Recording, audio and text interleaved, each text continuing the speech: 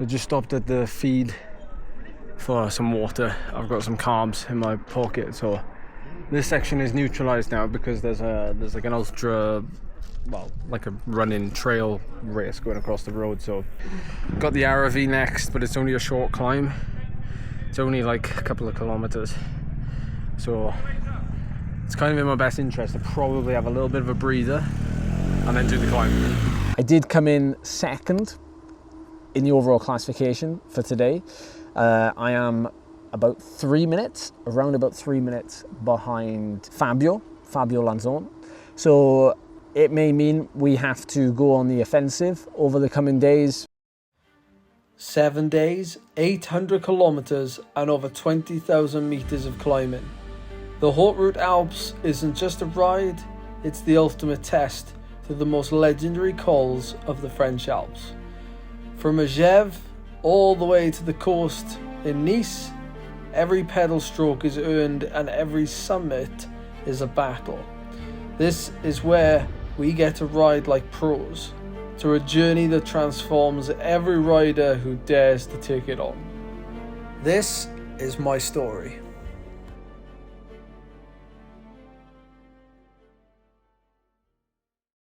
So we're leaving the lovely little town of Megève today, and it's a slightly earlier start as well. The official start is at 7:30. It was at 8 AM yesterday, and there is one other day this week where we start at 7 AM. That's mainly just to give the people who are out there on the course enough time to get to the finish without basically just having to get to the hotel at the end and go straight to bed. It's a very relaxed affair. Like, if you turn up to the start like 20 minutes before, there's no problems. Alright, stage 2 of the Haute Route Alpes has just been completed. We have arrived at our hotel and it's quite late in the afternoon because our bags took a while to get here, but the hotel more than makes up for it. It is, well, it's an apartment, quite frankly. We have a little outdoor area as well, but it is phenomenal up here in Tignes. It is an incredible location, but boy, was it a hard climb to get up here. So let me take you through what happened today. We set off from Megève, which was where we finished stage 1, and we had 110 kilometers and 3,500 meters of elevation gain to look forward to. 3 big climbs. We had the Cyclist, we had the Col de Roseland, and we had the climb to Tignes as the final climb. Now, a little bit of sad news or disappointing news for me in that we had a new neutralized section for today's race, and that was going to be the descent of the Cyclist. The descent I know really well now because we raced down it at the Étape du Tour last month. And to be honest, it was going to be an area where I thought I could maybe make up a little bit of time. Regardless, it was now off the table. Essentially, the stage was just going to be 3 mountain climbs, 3 mountain hill climbs, all timed, but no time sections on any of the descents. So, well, the day started quite mellow. We had a nice little descent towards the climb of the Cyclist, and that was going to start our first of, well, almost 15 kilometers of climbing with a fairly shallow average gradient. But let me tell you, the way the front guys hit that climb, I was not ready for. We really hit it with some speed, and that encouraged, well, quite a high pace for the first at least 5 to 10 minutes. I settled into what I felt comfortable with, and my game plan today was initially to ride the first climb with the fast guys and then attack the descent to try and get some time so that when I start the Col de Roseland, which is a 20-kilometer climb, I would have, well, a chance to maybe hold on to my advantage and get to the top first, which would mean technically I would have travelled the whole time section the fastest and potentially made up a chunk of time. Now, I'm not a really good descender, but when I know the descents and I feel comfortable, I can push them. And every time I come out to Europe and I do these events, I get more and more confident on the descents. Although saying that, for the next few days, the next few stages, I don't have a clue about any of the descents. So we'll see how we go later on. But today, I put up a good fight on the Saisies. I didn't feel great, and I got to the top, and I'd lost a couple of seconds to the guys who are at the front. The two guys, one is doing the 3-day event, and my rival for the 7-day event, just the two of them, they duked it out for, well, the top spots at the top of the climb. At first, the group was about 4 or 5 riders and slowly whittled down. And as I got to them near the top, I lost a couple of seconds. Now, over the top of the Saisies, I just followed the motorbikes, the event motorbikes. And I know the descent really well, and I just flew down through the first few corners and really enjoyed myself by following the motorbikes. And because I was following the motorbikes, I was really enjoying myself. But I took a look back just to see if the other guys were there with me, and it turns out they weren't. So I then had a predicament. Do I keep following the motos and riding down this descent and just, get into the bottom of the Comte de Roseland and then riding that whole time section on my own? Or do I wait? And it's a difficult situation, and on the road, I didn't know what was best. After doing the technical part of the descent, I got near the bottom, and I afforded myself a few looks around just to see if I could see the guys behind, and I couldn't see them anywhere. So I assumed the gap was quite large. So at this point, I thought to myself, I'm just going to commit now to riding the next 20-kilometer climb solo. If they catch me, so be it, but I'm going to now commit to this. And at the top, I'm going to stop to refill my bottles and to take on some nutrition. So that's what I did. I knuckled down for the next pretty much 1 hour climb, and it's a fantastic climb. If you've ever done the Comte de Roseland, you get the lake at the top as well. It was a really nice crystal clear day. It was a perfect day for riding up there. There was a lot of shade as well because it was so early in the morning. I think it was about 9 a.m. because we started so early. And I got to the top and I filled up my bottles, and then I took inventory. I made sure I had enough gels on me, and I made sure I had enough liquid. And it was at that point that the guys behind crossed the finish of the time section at the top of the Comte de Roseland. Now, it turns out that I put in a pretty good shift on that climb, and I'd gained 2 minutes over the whole course of it. Now, this is why I was hoping that this whole section from the bottom of the Saisies up to the summit, all the way down the other side, and to the very top of the Roseland then, was all timed. This is why I wish it was. I knew that the timed section wouldn't restart again until we get to the very bottom of, well, the long 20-kilometer climb to Tignes, which is about 2,000 meters above sea level, which is where we are right now. Some fantastic views here. The lake up here is incredible. There's loads of people out, actually. There's just people walking, hiking, people on holiday. In fact, I got talking to one rider today who said he was literally on holiday here 2 weeks ago. It's a great winter destination, obviously, but it's certainly a great summer destination. So I settled into, well, tackling this 20-kilometer climb.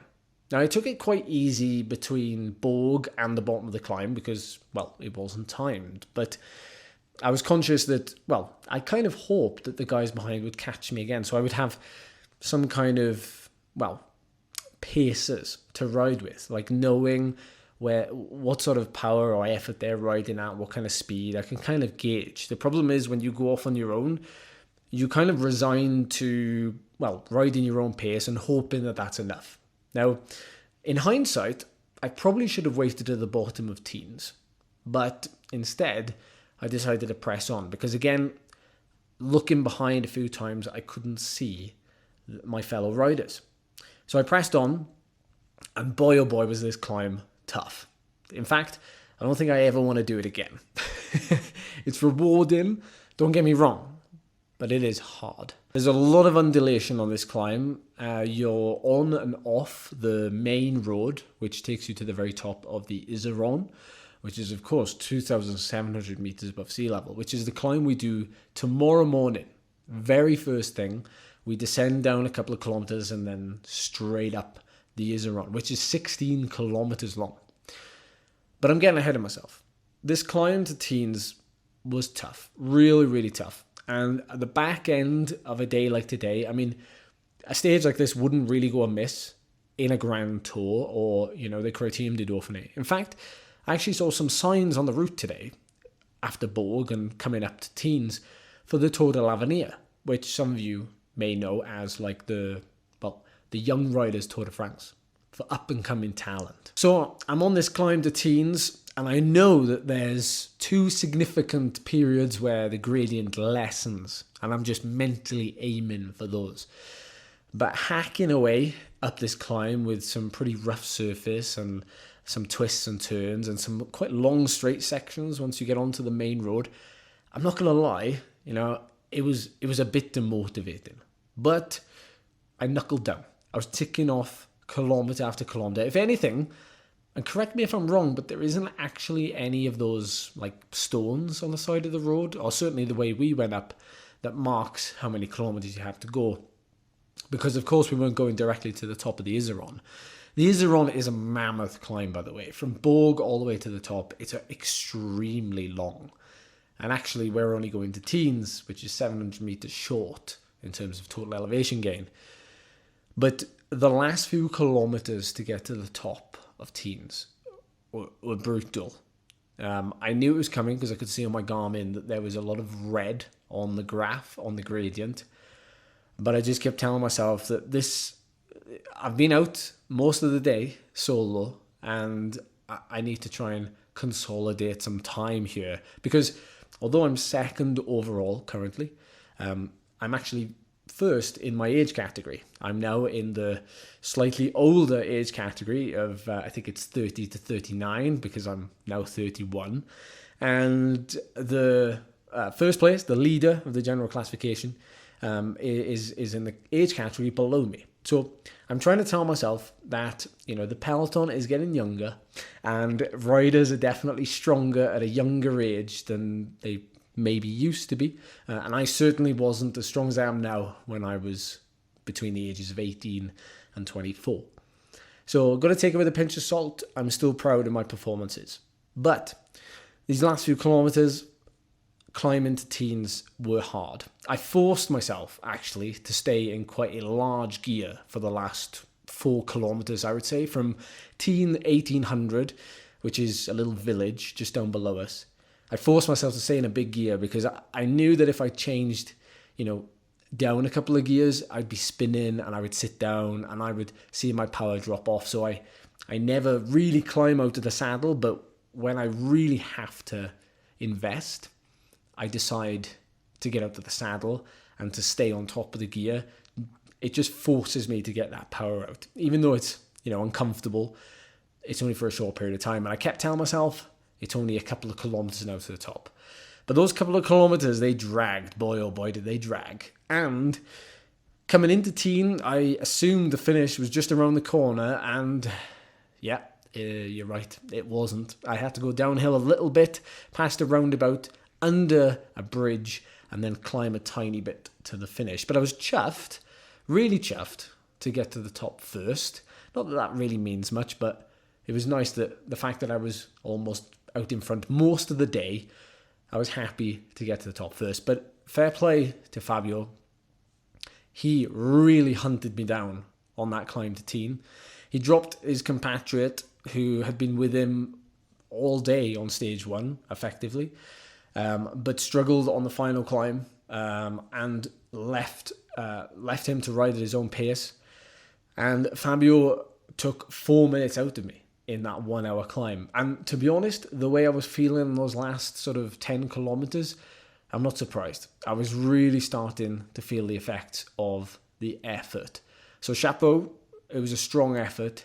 And I'm now, after actually gaining time, technically, which I did on the Rosalind, 2 minutes, losing 4 minutes then on Tignes, I actually lost 2 minutes overall on today's stage. So technically I've still lost time. I've not really gained time on the general classification, but it's still only stage 2. And I'm now around 5 minutes down on GC. Now, it's actually quite a close fight behind, which is really cool. And to be honest, tomorrow's stage, I won't get ahead of myself, but in order to prepare you for this, tomorrow's stage is also a brutal one. Like I said, we descend down here from Tignes, and then we climb to the top of the Iseron, 2,700 meters above sea level, over a 16-kilometer climb. Once you get to the top of there, though, the race is neutralized on the descent, which, again, is a shame because I'd really like to push it down there. But I don't know the descent, so I'm going to be a little bit cautious. And then when you get off the actual real descent, you get into a valley, and we're in that valley for absolutely ages before we get to the bottom of the Telegraph. We do the Telegraph, and that's right, we do the Col de Galibier, the real monster. So tomorrow is going to be an equally big day. Slightly longer distance, about the same elevation gain, but it will be tough because finishing on the Galibier is no joke whatsoever. So that's going to wrap up the stage 2 wrap up. I hope you're enjoying the content. If you are, please give it a like and subscribe, and let me know down below if you've ridden these climbs, because I'd love to hear from your experience too. I'll catch you in the next video.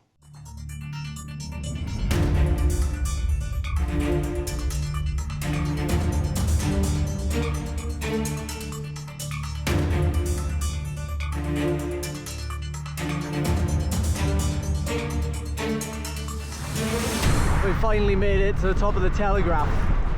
I'm not in a good way. Can't really put my finger on it, but my body doesn't feel like it's responding very well to what I'm trying to do. I'm trying to push as hard as I can, but my heart rate's not giving, and the sensations are not good either.